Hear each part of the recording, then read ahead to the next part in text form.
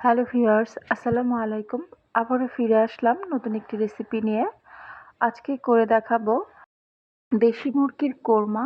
তো এজন্য এখানে আমি 1 কেজির ওজনের একটি দেশি মুরগি নিয়েছি। আর মুরগিটি আমি রেগুলার কাটেই কেটে নিয়েছি। আর কোরমার জন্য প্রথমেই দিয়ে দিচ্ছি হাফ কাপ পরিমাণ টক দই। এবার টক দইটাকে চিকেনের সাথে খুব ভালোভাবে ম্যারিনেট করে নিচ্ছি। আর বাড়িতে যদি টক দই না থাকে তাহলে পাউডার দুধ এবং লেবুর রস দিলেও চলবে। আর এর সাথে আমি দিয়ে দিচ্ছি 1 চা চামচ পরিমাণ মরিচের গুঁড়ো।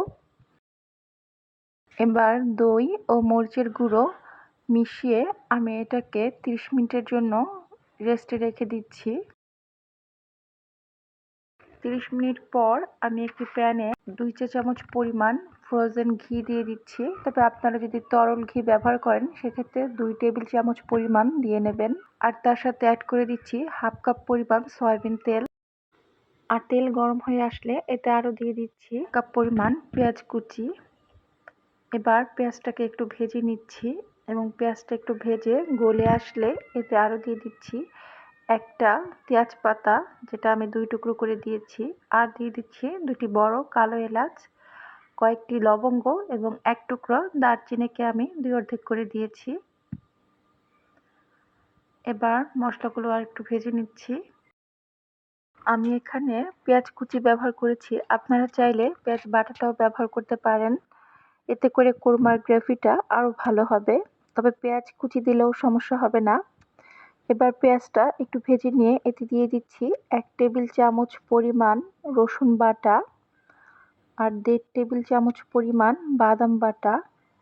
এখানে আমি 10টি পেস্তা বাদাম এবং 10টি কাজু বাদাম ও 10টি কাঠবাদাম পেস্ট করে নিয়েছি। আর দিয়ে দিচ্ছি কাঁচামরিচ বাটা হাফ চা চামচ পরিমাণ, দিয়ে দিচ্ছি আদা বাটা 1 চা চামচ পরিমাণ। আর মশলাগুলো কিছু সময় ভেজে নিচ্ছি। আর এদিকে আমার পেঁয়াজের কালারটাও কিন্তু বাদামি হয়ে এসেছে। তো মশলাটা ততক্ষণ পর্যন্ত কষাতে হবে যতক্ষণ না এর পানি শুকিয়ে মশলার তেল উপরে ভেসে ওঠে। এবার মশলা কষে তেল উপরে ভেসে উঠলে এতে আমি দিয়ে দিচ্ছি আগে থেকে ম্যারিনেট করে রাখা মুরগির মাংস। এবার মাংসটা দিয়ে আমি মশলার সাথে চিকেনটাকে খুব ভালোভাবে কষিয়ে নিচ্ছি। মাংস যত কষানো হবে ততই এর স্বাদ বেড়ে যাবে। মাংস কষাতে কষাতে যখন তেলটা ভেসে উঠবে এবং মশলাটাও ঘন হয়ে যাবে, সেই পর্যায়ে দিয়ে দিচ্ছি আগে থেকে জাল করে রাখা ঘন দুধ। এখানে আমি 1 গ্লাস পরিমাণ ঘন দুধ দিয়ে দিচ্ছি। আমি এখানে তরল দুধ ব্যবহার করেছি, তো আপনারা চাইলে এখানে পাউডার দুধটাও ব্যবহার করতে পারবেন।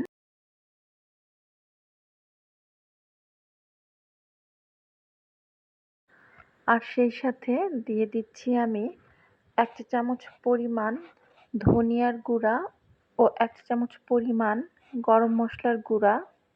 আমি আগে কিছুটা গরম মশলা ব্যবহার করেছি আর এখানে আমি এখন গুঁড়োটা দিয়ে দিচ্ছি।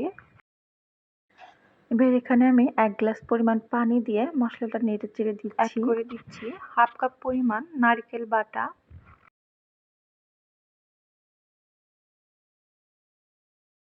আর এই নারকেল বাটা দেওয়ার ফলে কোরমার টেস্টটা কিন্তু অনেক গুণ বেড়ে যায় আর স্মেলটাও খুব সুন্দর আসে।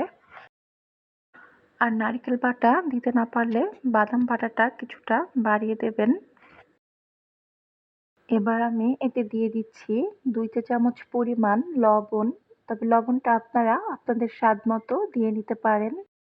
আর এখানে 3-4টি কাঁচামরিচ গোটা দিয়ে দিবেন, যেটা আমি দিতে পারিনি কারণ আমার কাঁচামরিচটা শেষ হয়ে গিয়েছিল। আপনারা অবশ্যই দিয়ে নেবেন। আধ ঘন্টার জন্য এটাকে ঢেকে দিচ্ছি। আধ ঘন্টা পর কোরমাটা আমার হয়ে গেছে। বার্নারটা বন্ধ করে আমি এবার এটাকে নামিয়ে নিচ্ছি। আর আমি এটা প্রথমে মাঝারি এবং পরে লো আঁচে রান্না করেছি। আর কোরমায় কিন্তু রোস্টের চাইতে একটু বেশি ঝোল থাকে, তো আমি এটাকে এই পর্যন্তই ঝোলটা রাখবো। তবে আপনারা চাইলে বাড়িয়ে কমিয়ে রাখতে পারেন। আর কোরমাটা ঠান্ডা হতে হতে এর ঝোলটা আর একটু ঘন হয়ে আসবে। তো এই ছিল আমার আজকের কোরমা রেসিপি। রেসিপিটি ভালো লাগলে অবশ্যই একটা লাইক করবেন, কমেন্ট করে জানাবেন। আর এরকম ভিডিও আরও পেতে চাইলে চ্যানেলটি সাবস্ক্রাইব করে বেল আইকনটি অবশ্যই অন করে দিবেন, তাহলে পরবর্তী ভিডিও নোটিফিকেশন আপনার কাছে পৌঁছে যাবে। তো ভালো থাকবেন। আল্লাহ হাফেজ।